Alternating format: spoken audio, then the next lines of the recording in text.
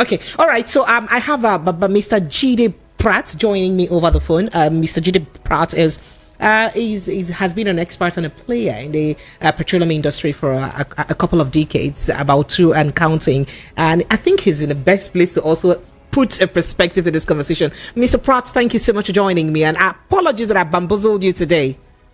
Thanks for talking to me. Thank you so much. So I'm sure you would have heard all that Mr. Mukhtar Mohammed is saying, and alongside Barrister Darlington. We like to understand why this petroleum scarcity across the country. There is no state right now that is buying petrol at the rate that NNPC has specified that we should buy. And why do we still depend on NNPC to specify the price of petroleum products when it's now a limited liability company? There's a lot, not so clear about this you people's industry. Sorry that I called it you people's industry. Okay. You said what? Barrister Darlington said there's something about that, please. There's something there. Okay, go ahead, please, Mr. Pratt. Okay, so a lot of questions, but let's start with the beginning. NNPC has been the sole importer of PMS for the last 9 years. Yes. So that begins to answer the question, why are people quote-unquote mandated? Now, they're not mandated, but by virtue of the fact that it's a single supplier. Exactly. If you want PMS, the only place you can buy from is NNPC. That is one. Now, the second thing is this.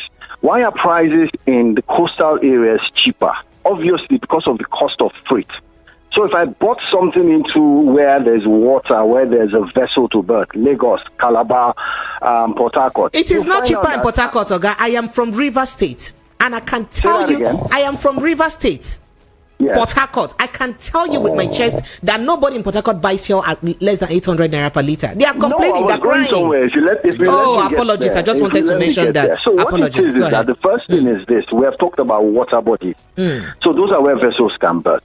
Now, if you came from somewhere, let's say you came from Europe, it is very likely that the distance to Lagos compared to Port Harcourt or Calabar is nearer.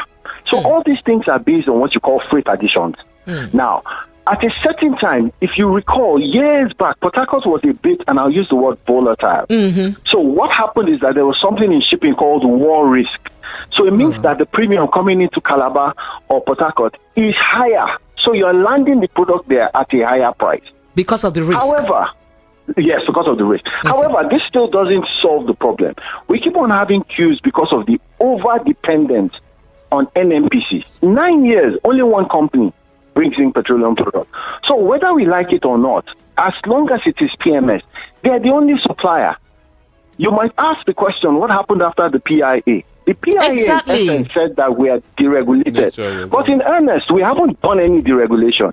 Oh, wow, what we have done is see NNPC move from being NNPC as a group, as a government company, to NNPC Limited. However, when the PIA got out, a few people imported products.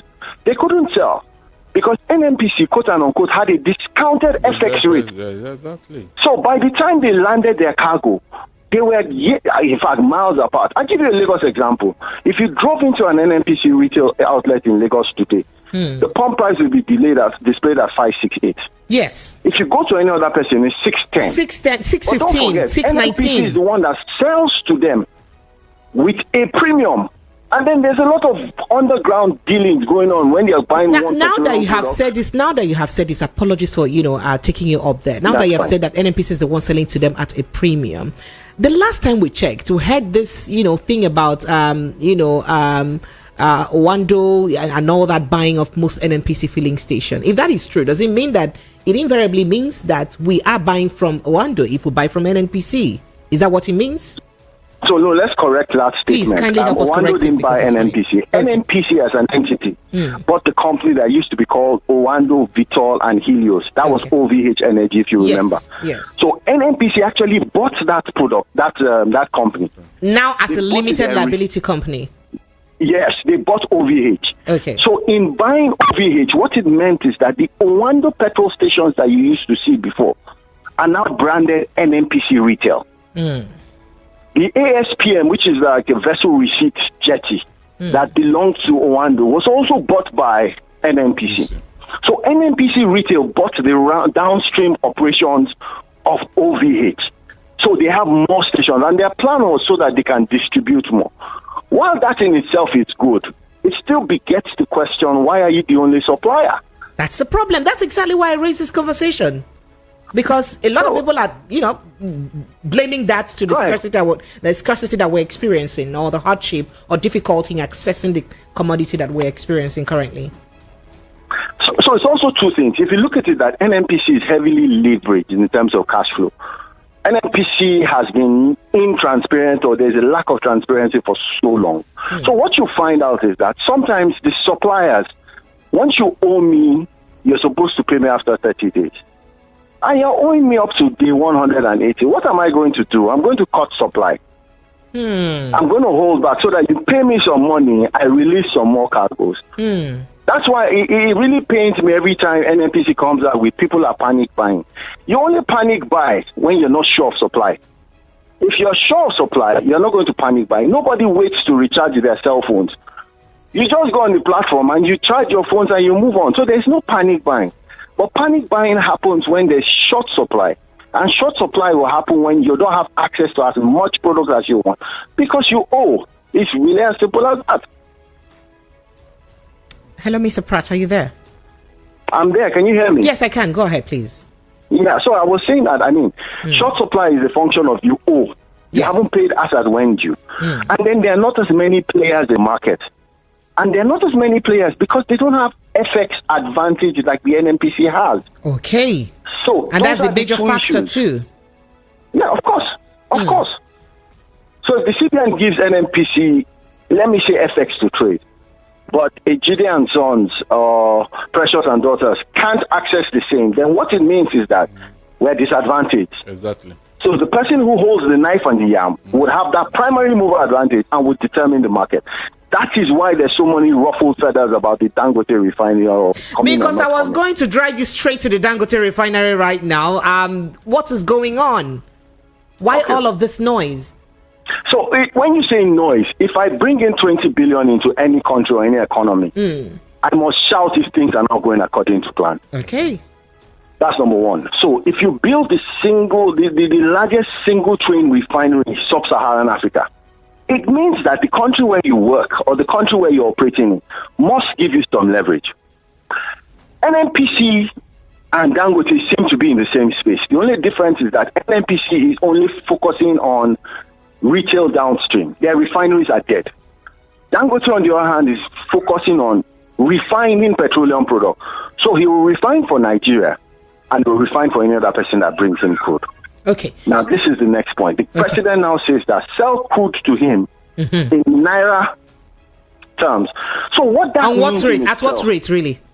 Naira. In Naira. I know now. Don't forget that we said Naira. So it now means that the statement has said that at an exchange rate that will be held flat. Yes. That statement cleverly did not say what that exchange rate is. Exactly. That's what my problem is. And that's exactly why I mentioned that. At what rate?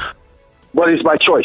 So ideally, let's even assume today that the government says that, look, we're going to do this at 1,500. Then it goes without saying that there is a subsidy on what the real price of that FX exchange is. If it's 1.6 today, then it means there's a way the government is quote and unquote subsidizing that 100 naira. But what they're trying to do is to make sure that the price does not go beyond a certain level.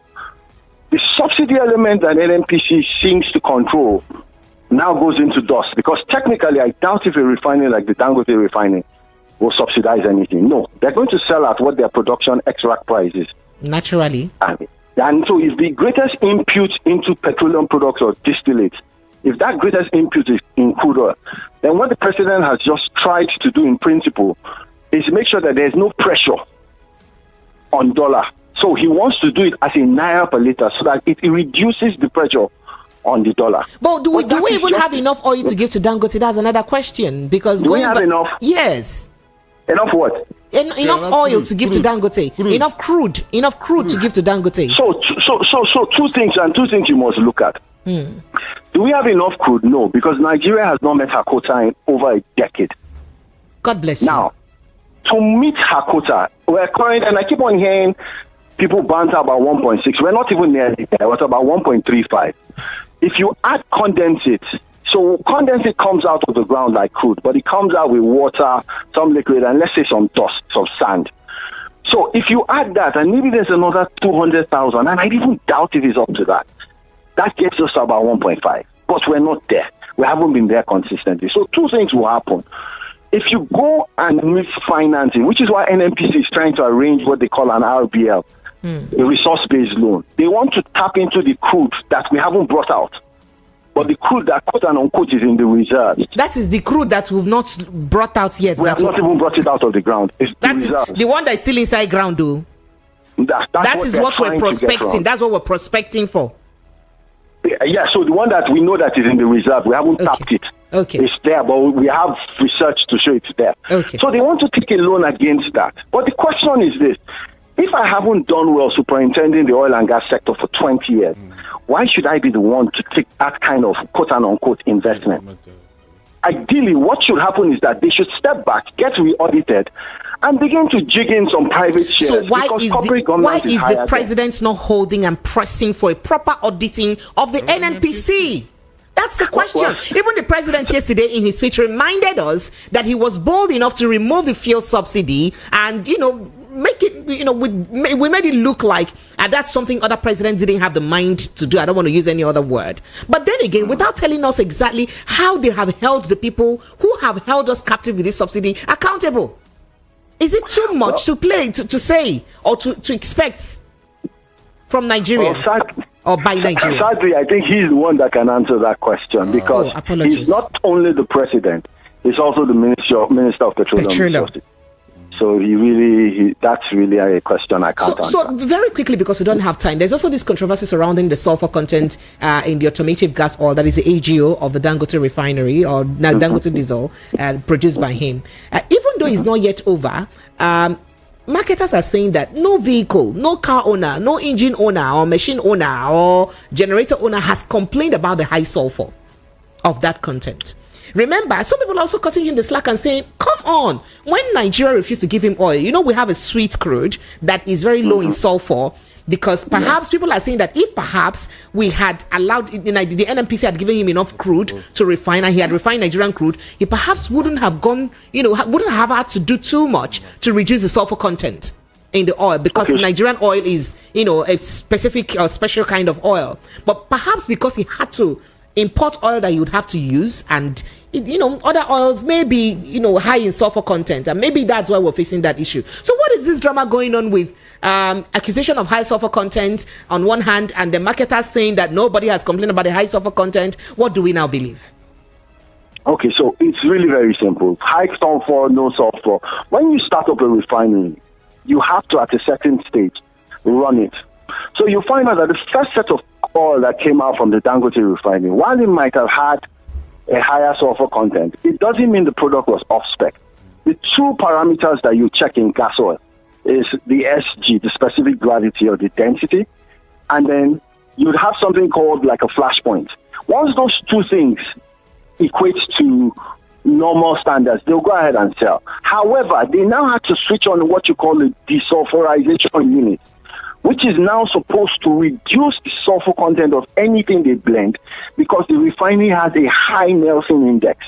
So with that Nelson index, whatever crude you get, just check it that it means that it will give you the best optimal product. It can crack it to the finest product that you need. That's why you hear things like Euro V. So I don't know what NMDPRA is all about, because for them to have even sold 1 liter out of the Dangote refinery, NMDPRA is sat at that depot. But I think Dangote refinery has gone a step higher by inviting the press, inviting people from the legislature to come and test products. They came with their product, they tested it, and they cleared it. So it's really back to NNDPRA. How did you license them state by state if this product really failed? High sulfur content is high sulfur content, but the point is that the parameters in it in terms of density and flash. It's really as simple as that. Oh, so Dangote hasn't gone beyond that parameter. That's what it means. In my opinion, from what I've seen, and I can only speak to myself in terms of what I've thought, what I've bought, no, it was within spec. So do we call all this a bit of politics? I don't know if politics because is the word, because many would say that even the NNDPR does not even have the Nigerian midstream downstream petroleum sector or whatever, that they don't even have the technology to test for those sulfur content. So how did they know? They don't even have to have the technology. Let me give you a simple example. If I bought vessel on a certain ship, I'm going to mount the vessel. And you have quality companies who do what you call Q and Q, quality and quantity. They will mount that vessel, they will draw a sample, they've got the best labs. So while NNDPA doesn't have is neither here nor there for me personally. It's been able to take it to the certified lab and bring out the certified results, which they do. So it's really a shame that it got to that. It's just a shame, in my opinion. So in one word, can you help us just to the layman? I'd like my people to understand, if possible in pidgin English, why we're suffering these fuel queues and the government is yet to address it specifically, and then why we can't buy fuel at the specified price of by the NNPC, even though we've had the Minister of National Planning, Oga Atiku Bagudu, tell us that NNPC has been using the excess money from the subsidy removal to help us maintain the petroleum product at a certain price. So why are we not still buying it as buying it at that certain price that NNPC has specified? And why should the NNPC use our money? Because they're a private company now. Oga said, my guest here says, why should NNPC use our money since it's a private company now? Why should that happen? Okay, so let's start with the end. NNPC is not a private company because 100% of the shares are owned by government. But it is a limited liability company. Now that's what we're told now. Finance and Ministry of and Petroleum Resources. So that's one. Now let's go back. Why can we not buy price? So it is private. It is private, but government owned. Say that again. It is private, but government owned. Well, that's people are confusing us. Going back to the question you asked me, why can we not buy it at the approved price? This is an aberration. Okay, go ahead. So why are we not buying? It's supply. If you have plenty of things in an economy, and let me go down as simple as tomatoes. If tomatoes are plenty, the chances that the price will be very high is not possible. So this is about simple demand and supply curve. Exactly. So if you look at demand and supply, if there is low demand, then what you find out is that price, there's no point pushing it up because there's no demand. Yes. But when there's not enough supply, and there's not enough supply from NNPC today, because they are not buying enough. So why are they not buying enough? That is the problem. Why can't they afford to buy enough? They have control of having FX at the specified rate. They have control. They have yam and they have knife. Why are they not buying enough? Why are Nigerians suffering because of their ineptitude? That's a question. So that you have answered the question. It's the ineptitude. NNPC, and I ask you a simple question: how many refineries does NNPC have that are working? 0. That's the point. So they can't do these things because they're leveraged, they're poorly managed, they're inefficient. So they're bleeding. When was the last time you saw an audited report of NNPC? Oh, like forever. These are the questions. So if I'm badly run and badly managed, and I have the responsibility to supply the whole federation, you can try from now to tomorrow. It's not going to work.